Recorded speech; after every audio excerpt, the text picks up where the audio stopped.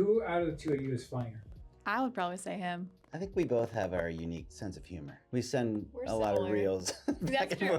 We do. back and forth to each other. Who's the most serious?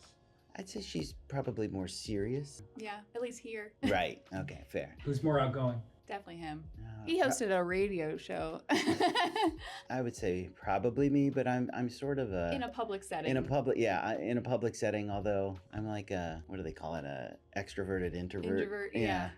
I would say Yeah. we're similar Yeah. in personality though, Yeah. but I think in a public Yeah. group setting, he's probably more Yeah. extroverted. How did you two meet? That's a good question. We met, I had an employee at the time who she had worked with previously. Dr. Main, who I had worked with for 12 years, was looking to retire. The employee at the time said, hey, I worked with a great dentist at a different office and I think you'd really get along with her. And that's really how the introduction started. Yeah, and I think at first, given that he had been practicing longer, he was very willing to be a mentor. And so we stayed in touch, Yeah. for a little while and then went from there. Yep. So I have temporary veneers on now. I give my patients a lot of credit. These don't taste very good when they first go in. Now it's fine, but they were kind of bitter at first. But anyway, it's kind of fun. Never done this before. So wanted to see, did a digital wax up of my teeth and then had Hope and Mindy and Abby put them in my mouth and now I'm just like test driving them. So anyway, it's kind of fun.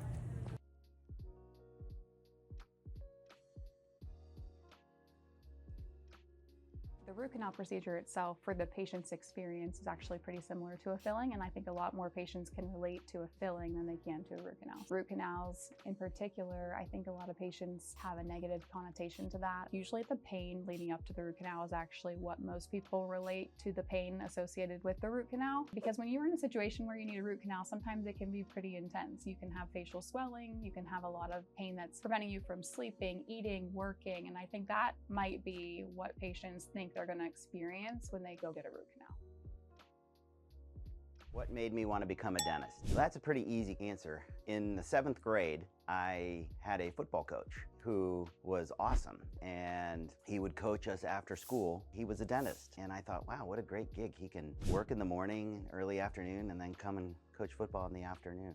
My dad was an attorney and worked long days and I thought, that was the first time I knew that I thought I should investigate this career. However, it really wasn't until I got deeper into college that I decided to become a dentist. I got to the end of my sophomore year and I was leaning towards a degree in clinical psychology. And then I thought, is that really what I want to do? You have this epiphany when you're 20 years old, like, what do I want to do with the rest of my life? And that's when my former coach reached out to me and said, hey, have you thought more about dentistry? And that's really what prompted it all. And long story short, here I am 22 years later. I purchased his practice after 5 years of being his associate, and we worked together for 12 years. So it's been a cool legacy journey.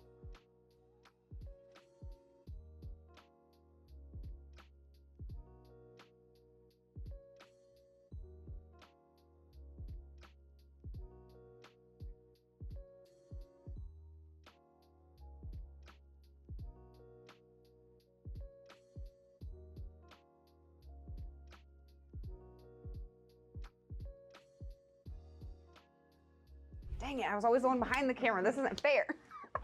My name is Hope. I primarily do surgeries and fillings, so restoring teeth, kind of documenting things that we do around the office. So taking before pictures and after pictures, just being a solid advocate for my patients throughout procedures, making sure that they feel comfortable and confident while they're in the chair with us or whatever the case may be, just making them feel comfy. Where do I work? Moundbuilders General Dentistry. I've been here for 15 years, almost 15 and a half. I told them that you're stuck with me until you retire, so obviously that's still gonna be a long time away. How would you feel if either of your children became a dentist? I think I would be happy if they became a dentist. I don't expect them to, but I think dentistry is a great profession, truly. I think that in any profession, people can get overwhelmed and struggle, but I think dentistry is a wonderful profession. You can really impact other people. You can love what you do. Owning a business, you can kind of make it your own. You can put your own fingerprint on it, if you will, and kind of make it what you want it to be. And so what works for one person doesn't work for another person. And so I feel like as long as my children would be happy, then I would be happy. Would you say that dentistry is more of an emotional job than people realize? I really do. So many people come into the dentist with trepidation about fearful event from the past or feeling uncomfortable about being in their own personal space invaded. However, we really try to connect on a personal level, let them know, hey, we're humans too, and we really want to make sure that they're comfortable and that they can trust us. What makes this practice work? Her strength is my weakness, and my strength is her weakness. Not necessarily weakness, but interest too. Certainly from a practicing standpoint, Yeah. I enjoy more surgical, and we both enjoy cosmetic things, but she does more orthodontic. Yeah, I would tend to agree. I think that in the ways that matter the most, we're very well aligned, but in a lot of ways, we're the opposite. And I think that I've learned a lot, obviously, from him, and I think we've kind of rubbed off on each other in several different ways. So the practice does well because we offer a variety and a diversity of options for our patients. I think we have really loyal staff who have good integrity, and they really care about their patients, and we do too. And we can transform smiles in one day. We do things that other offices don't do. For example, if we have a bigger cosmetic case and we're looking to do a same-day smile transformation, I have a dental lab technician that we fly in from San Diego who's world-class, and we can transform smiles in one day and have patients walking in not happy with the way their smile looks, but then leave the same day a whole new person with a whole new outlook on their whole perception of how they feel about themselves. So it's really a cool way that we practice. It's not like every other practice, and I think people recognize that from the time they walk inside our front door. It really doesn't have to feel like you're walking into a medical facility. You're going to be greeted by the maid of honor from my wedding, for crying out loud. We still have that small town practice feel, and we do have patients that travel from all over the world. In fact, I just checked a patient earlier this week who comes to see us a couple times a year. She lives in Kenya. You know, we feel honored that people locally trust us, but really people all over the world as well. If you're in Central Ohio, or heck, even if you want to travel to Central Ohio, we're only 30 minutes east of Columbus Airport. We really want to help you.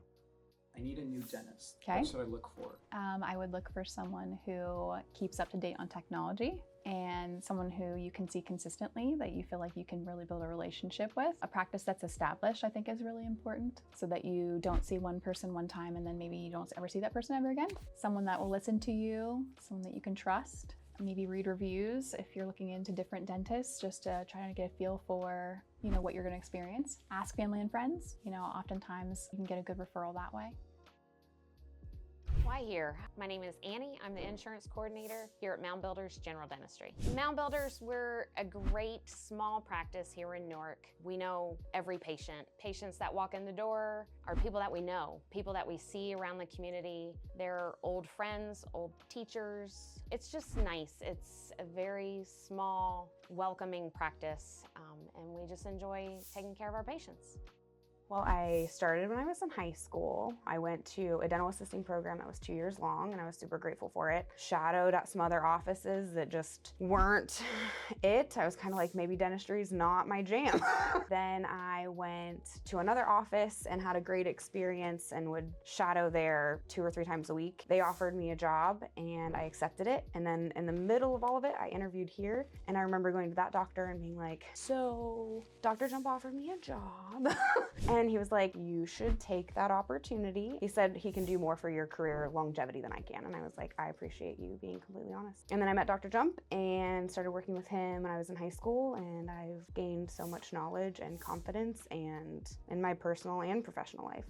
So I'm Dr. Ben Jump. I'm from Granville, Ohio, born and raised in this area. I've been working in Newark for 22 years. I was trained as a general dentist. My main area of interest lies in cosmetic and more implant-related dentistry, specifically anything implant-related, from single teeth to full mouth rehab, as well as cosmetic veneers, as well as injectables. So we treat full face as well. It might surprise people, it's not actually the dentistry itself, it's really connecting with people and really connecting to the emotional side of dentistry. That really is what gets me out of bed in the morning, and really trying to put people at ease and really sort of get them to gain their confidence back and feel better about themselves and how they look and feel.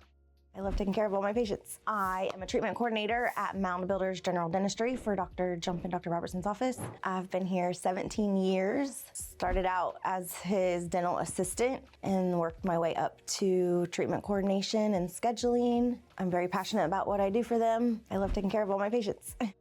It really doesn't have to do with procedures. It really has to do with connecting with people. We could treat one tooth. I have a perfect example of that. I have a sweet lady who is very self-conscious about her smile. She wasn't looking for a Hollywood smile, but she just wanted her teeth to look a little bit more harmonious. About 10, 12 years ago, we took a situation where I just did some minor cosmetic dentistry to give her a little bit more symmetry to her smile. And still to this day, she comes in and says, I love my smile, I love my smile. For me, it was just an everyday thing. But for her, it changed her perception of herself and how she felt about herself for decades. So what drives me in dentistry, it doesn't have to be the biggest procedure in the world. We love those, but it has to really do with connecting with people and really having an impact in their lives, not just their physical health, but sometimes their emotional health as well.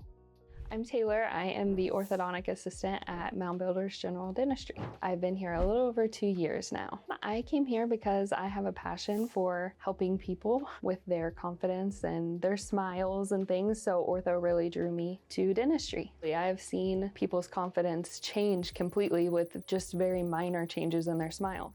I get to take all of my creativity and give them back what they lost. What is it like to see people's lives change?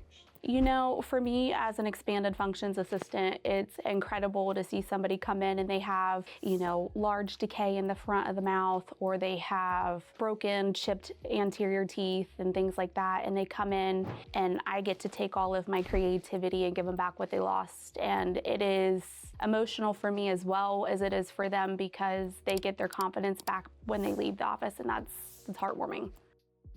How do you balance that? How do you balance being a mother and an owner and a practicing doctor? I would say a lot of support. I have a very supportive spouse at home. So also my business partner, obviously he's very supportive. I feel like we complement each other well, in business. And it's just really surrounding yourself with people who want you to succeed. I think that's really important in anything, truly. And also reaching out. There are many other people that are in similar positions, so finding a group of people that can be supportive to you and what you're in and your passions and what you're struggling with, looking for solutions always, looking for growth always. I feel like those are ways to work through everything. Raising a family, compartmentalization, trying to obviously dedicate your time and be present where you are. I think that's also very important. It is hard for different parts of your life to kind of flood into, I can't have a lot of personal stuff at work. I can't take work, to my kids' soccer game, So I just really try to compartmentalize and be present in that.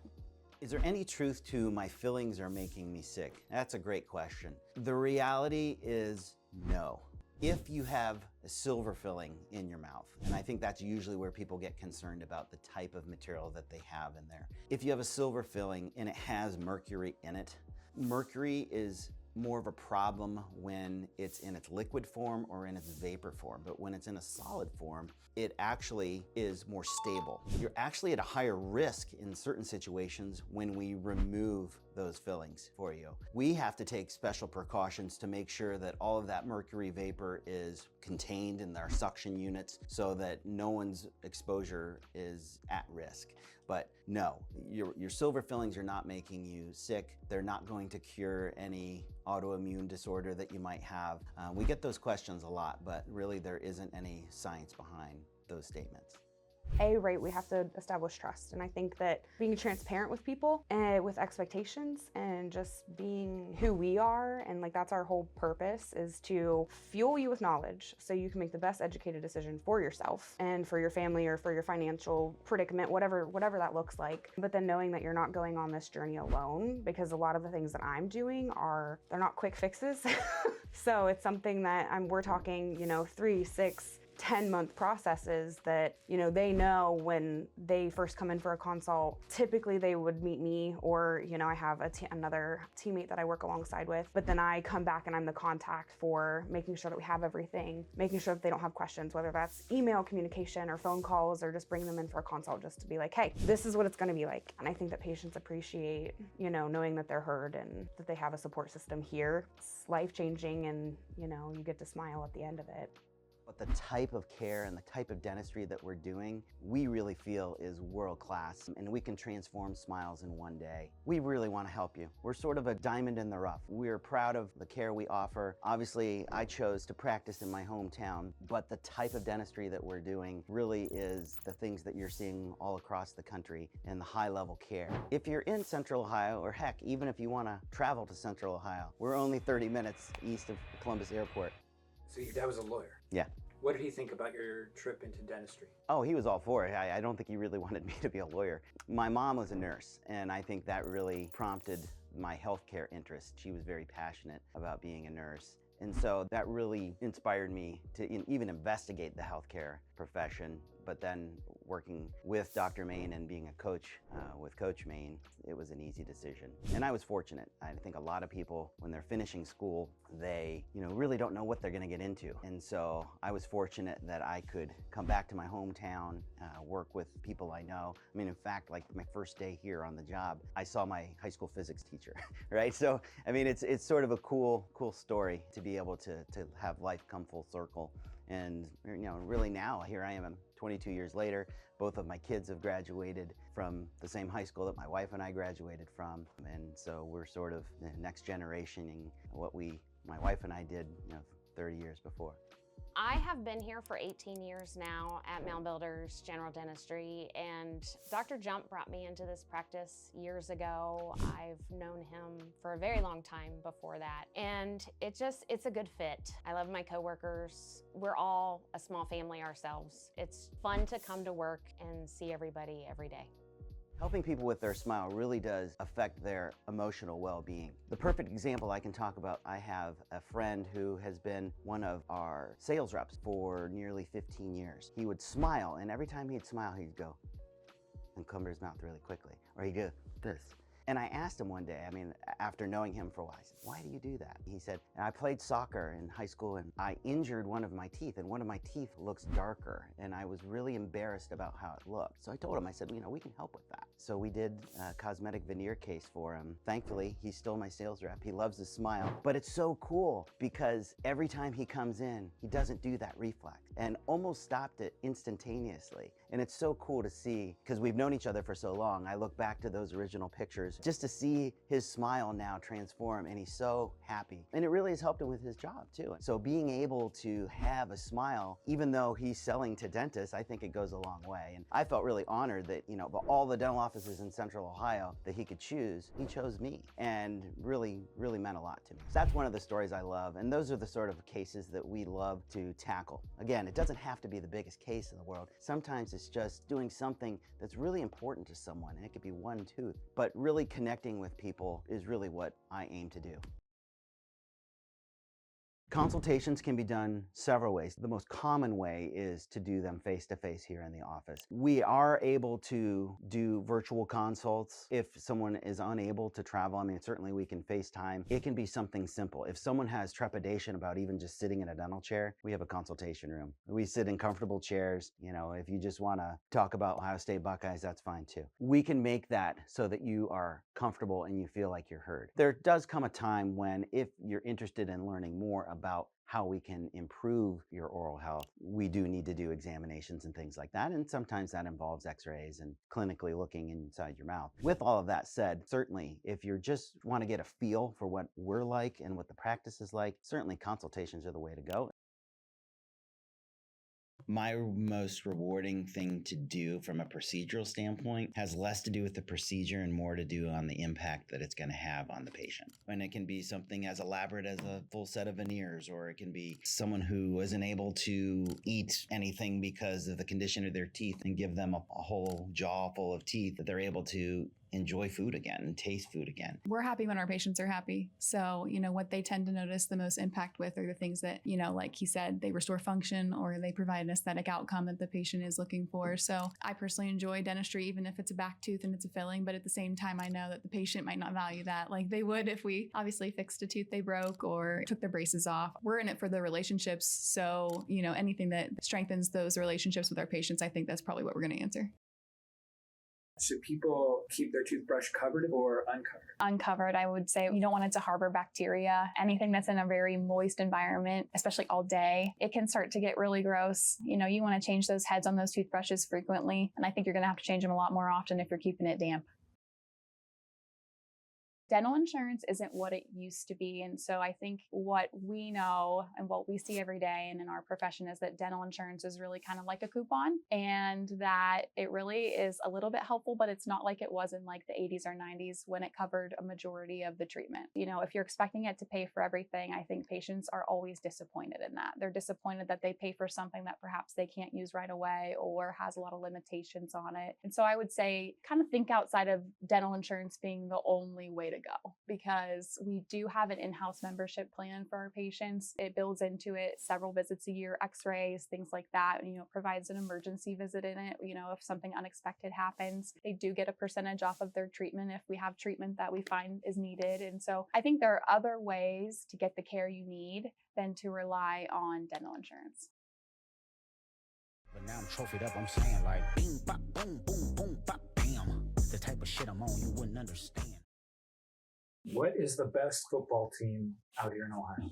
Clearly, the best football team in Ohio are the Ohio State Buckeyes. I always laugh. People will come in and say, "Who's your favorite pro team? Cleveland Browns or the Cincinnati Bengals?" I said, well, I grew up in Central Ohio, so my favorite pro team has always been Ohio State.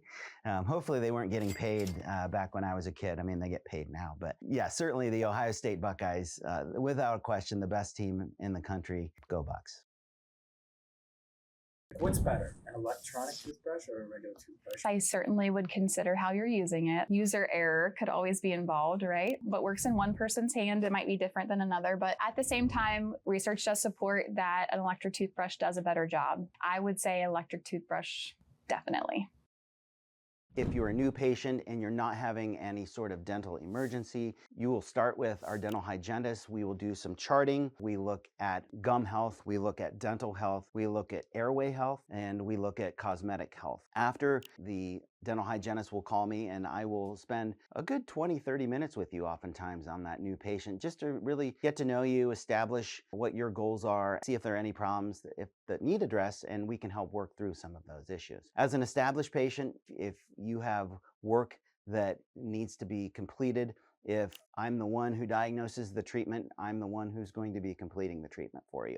And that's the same thing for Dr. Robertson as well. Whether you're seeing myself or Dr. Robertson, we both feel very confident in how we approach all of our cases, all of our patients, and really let you know that, hey, this is going to be the office you can trust.